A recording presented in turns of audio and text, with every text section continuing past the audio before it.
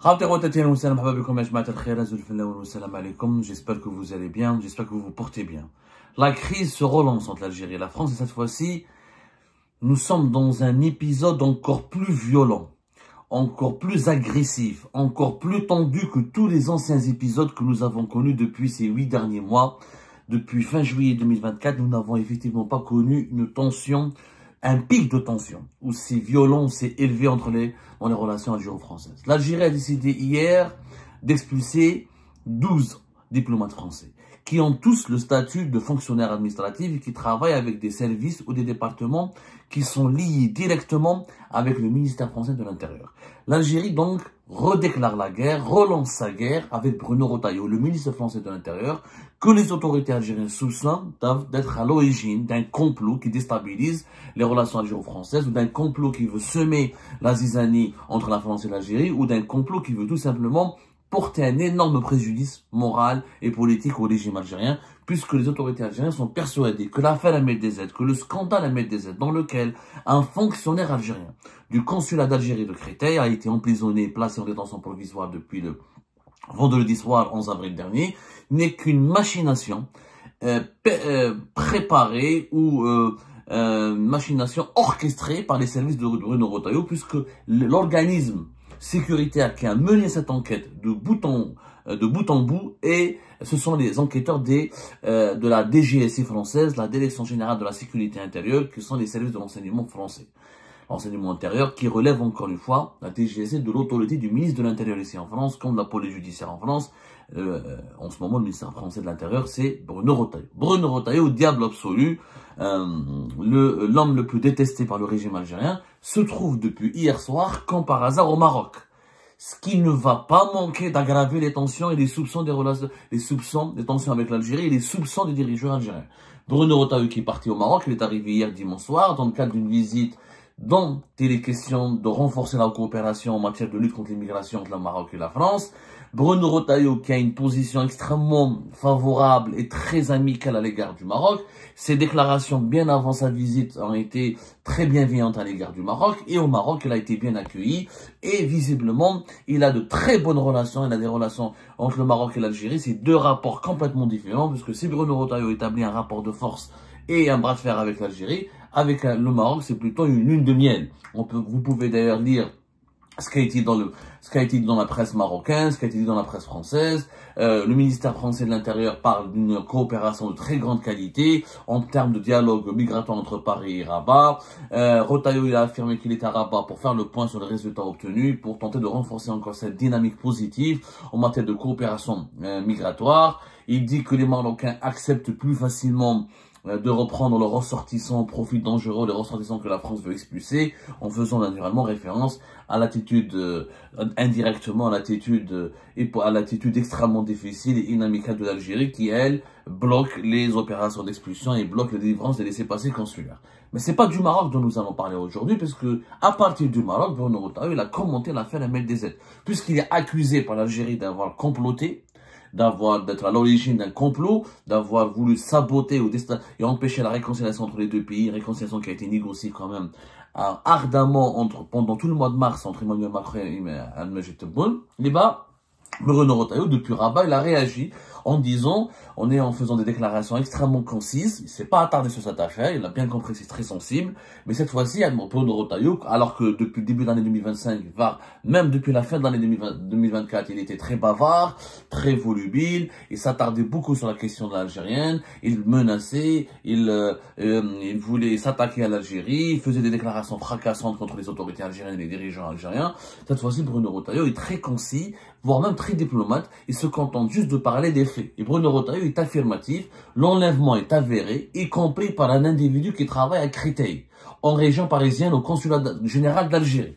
C'est Bruno Retailleau qui confirme que l'enlèvement d'Ahmed Dezed est avéré, y compris par un individu qui travaille au consulat d'Algérie à Créteil. Donc Bruno Retailleau a commenté, c'était dimanche, hier je pense avant son départ, ou lors de son départ au Maroc. Il est arrivé dimanche soir, il a commencé sa visite ce lundi, je pense que c'était avant son départ, à la veille de son départ au Maroc, pour être beaucoup plus précis.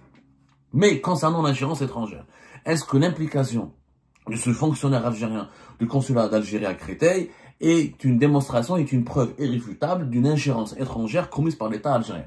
Là, Bruno Retailleau a été prudent, il a dit que le lien avec le pays n'est pas encore avéré, et il a juste à rappeler, il a juste affirmé encore que la France est un pays souverain, et nous entendons que sur le sol français, nos règles soient respectées. Voilà ce qu'a dit Bruno Retailleau.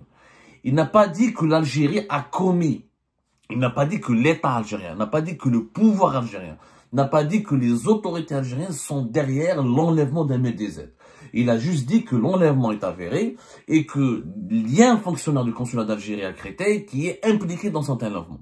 Maintenant, il a été très prudent, pas concernant l'accusation d'ingérence étrangère des autorités algériennes, le lien avec le pays n'est pas avéré. Donc, il y a une enquête judiciaire qui est en cours, qui peut-être elle va prouver, elle va démontrer, elle va essayer de vérifier est-ce que cet agent du consulat d'Algérie de Créteil a été instruit par les autorités algériennes, par les pouvoirs algériens d'enlever et de tuer MLDZ, ou s'il a été uniquement là, agi en cavalier seul, juste un excès de zèle, il a voulu plaire à sa hiérarchie, ou peut-être il a comploté ou il a orchestré cet enlèvement avec un groupe limité de sa hiérarchie, sans impliquer officiellement le président algérien Abdelmajid Tebboune et tout le gouvernement algérien.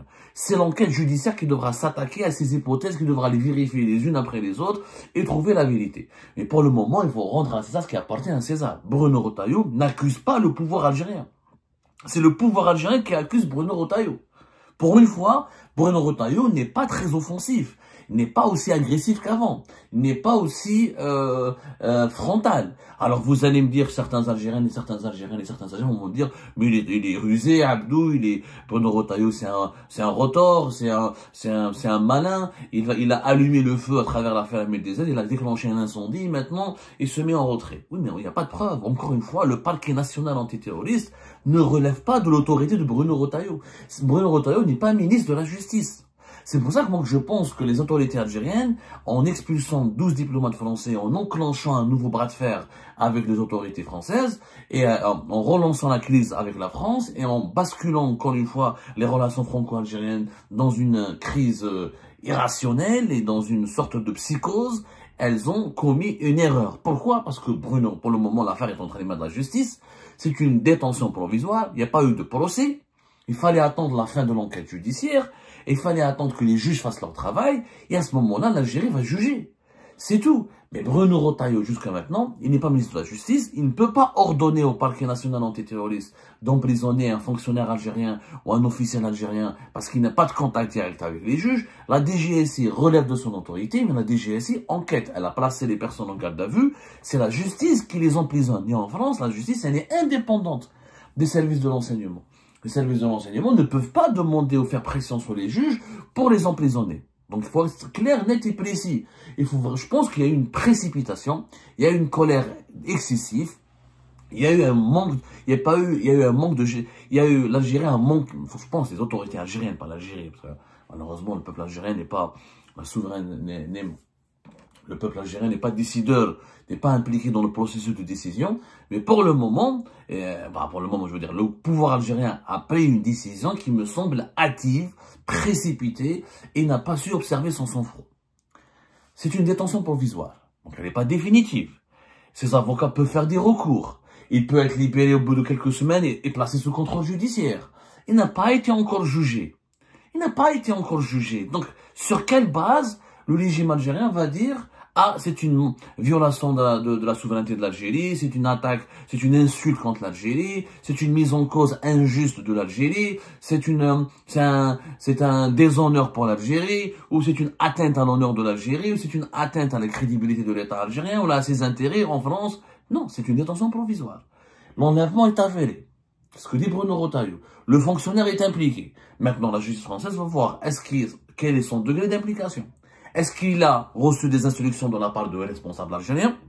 Est-ce que ces responsables algériens, ils ont obtenu de leur part un feu vert de la part des autorités suprêmes de l'État? Là, on pourrait dire que l'État algérien est impliqué. Mais pour le moment, ce sont des hypothèses, c'est des soupçons. C'est normal qu'on soupçonne le pouvoir algérien, parce que MLDZ, mis à part le pouvoir algérien, c'est qui ses ennemis? Il a des ennemis certainement personnels. Comme moi, j'ai des ennemis personnels. On a tous des ennemis. Quand on fait ce métier, on dérange des intérêts.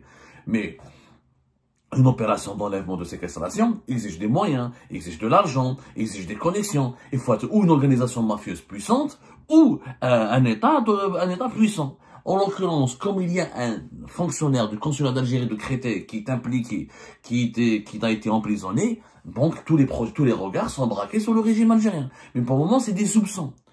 L'Algérie qui a toujours parlé au nom de la justice. L'Algérie qui a toujours demandé que la justice soit faite et que le travail de justice puisse se faire dans la sérénité. Comme dans l'affaire de Doualem, comme dans l'affaire de tous les migrants clandestins au profil dangereux, dans les migrants en situation irrégulière ou dans les ressortissants algériens au profil dangereux que Bruno Retailleau voulait expulser depuis le début de l'année 2025. Les autorités algériennes les ont toujours refusés parce qu'ils ont estimé que Bruno Retailleau ne respectait pas le processus judiciaire. Que ces Algériens en France ont des droits aussi et doivent être jugés, ils doivent être condamnés, ils doivent passer par des canaux de coopération bilatérale, ils doivent avoir une décision judiciaire pour justifier leur expulsion. Et l'Algérie n'a jamais toléré qu'un Algérien soit expulsé sans avoir été jugé ou présenté devant les juges, sans qu'il puisse se défendre et jurer tous ses droits. Donc l'Algérie avait raison. Et l'Algérie avait raison à l'époque, dans l'affaire Doualem, dans l'affaire de plusieurs sans-papiers au QTF, dans plusieurs migrants dangereux, l'Algérie a dit, ok, s'ils sont dangereux, il faut le prouver devant la justice. C'est bien, l'Algérie, à l'époque, avait raison. Mais pourquoi qu'aujourd'hui, l'affaire d'entraînement de la justice, l'Algérie s'insurge, le régime algérien s'insurge, il n'accepte pas le traitement judiciaire? Parce qu'il s'agit d'un officiel de l'État algérien, il n'est pas au-dessus des lois. C'est parce qu'il travaille pour le consulat d'Algérie à Créteil qu'il n'est pas injusticiable. Un diplomate, il est injusticiable. La Convention de Vienne de 1961, comme la Convention de Vienne sur les relations consulaires de 1963, elles sont claires là-dessus. En cas de crime grave, l'immunité diplomatique n'est pas absolue. Donc, un diplomate français, il va violer un enfant algérien, ou là, il veut commettre un acte terroriste, l'Algérie ne va rien lui faire. Bien sûr que non. En cas de crime grave, un diplomate peut être arrêté, peut être placé en détention. Et la justice doit suivre son cours. Là, si la justice ne s'est pas encore prononcée, pourquoi vouloir déstabiliser la justice? Pourquoi ne pas reconnaître l'importance de la justice? Quand on demande à ce que la justice soit faite, est-ce que la justice soit respectée dans les affaires d'expulsion des OQTF ou des migrants dangereux, et quand on ne veut pas que la justice traite l'affaire MLDZ, c'est qu'on n'est pas sincère. Là, le régime algérien est tombé dans son propre piège. Bruno Retailleau ne fait pas de pression sur les juges. Non, mais je suis pas du côté de Bruno Retailleau. Et je suis pas du côté du régime algérien, je suis pas du côté d'MLDZ. Moi, je suis du côté de la vérité. C'est qu'il y a une enquête judiciaire qui est en cours. Respectons l'enquête. Le fonctionnaire algérien n'est pas un Superman, c'est pas un surhomme. S'il est innocent, ses avocats vont bien travailler. Il y a des procédures de recours. On peut demander sa libération conditionnelle. Il y a des procédures, il y a plusieurs démarches judiciaires qui permettent de le libérer prochainement s'il est vraiment innocent. C'est tout. Et s'il est innocent, il sera indemnisé. Et l'État français sera amené à présenter des excuses. Mais s'il n'est pas innocent, si sa culpabilité elle est avérée, comment on va faire? On va protéger un criminel? On va demander la protection d'un criminel? Non, ça se fait pas. Franchement, ça se fait pas. Si la justice française avait condamné ce monsieur, sans lui donner son procès équitable, sans qu'il puisse se défendre, sans preuve irréfutable et matérielle, là, je suis du côté du régime algérien, je dirais que le régime algérien a complètement raison. Si cet individu a été placé en garde à vue pendant longtemps, en dépassant les règles du droit français, par les services de Bruno Retailleau, là on peut inculper, on peut accuser, on peut incriminer Bruno Retailleau. Mais c'est pas lui, c'est la justice. Le parquet national antiterroriste, c'est du pouvoir judiciaire, totalement indépendant du ministère de l'Intérieur. Et on ne peut pas, aujourd'hui, je crois qu'aujourd'hui, le régime algérien, il a commis une grave erreur en politisant une affaire judiciaire.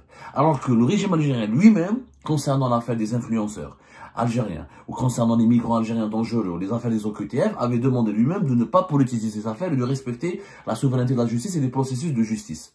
Et aujourd'hui, quand il s'agit de l'affaire MLDZ et de l'implication de ces agents, il ne respecte pas le procès, il ne respecte pas la souveraineté de la justice.